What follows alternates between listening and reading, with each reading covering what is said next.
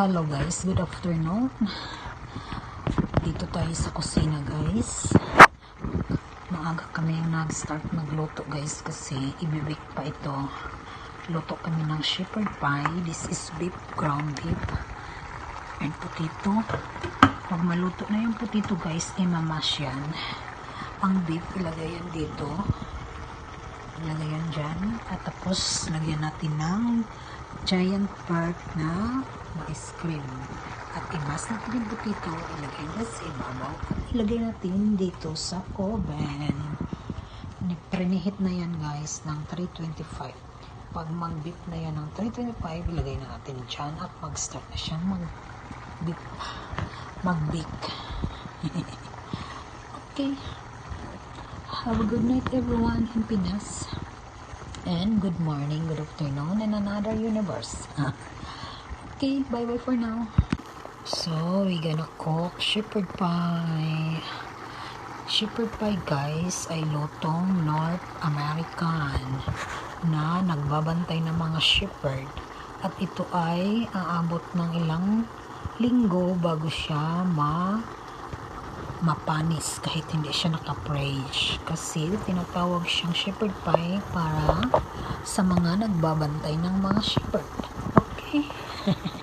At ang ingredients pala niyan guys, meron siyang yung parang powder na paminta, salt, at saka nilagyan ng I think parsley flakes.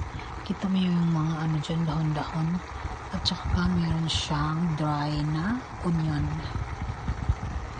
At saka salt.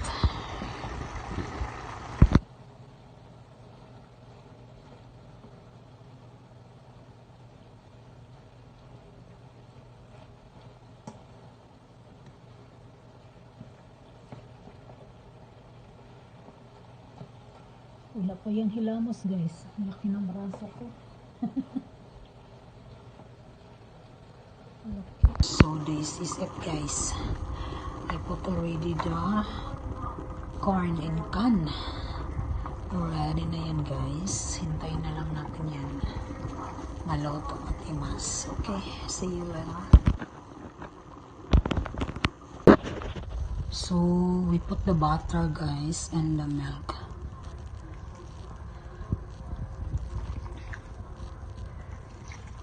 Okay.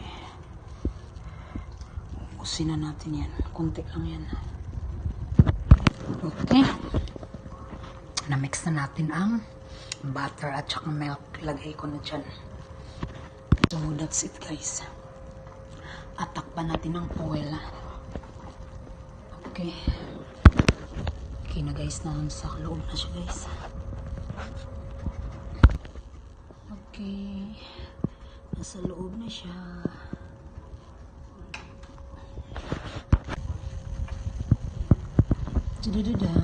Malapit na yun guys. In 30 minutes and 41 minutes. So nag-beep na siya guys. Cooking has ended. Look at that.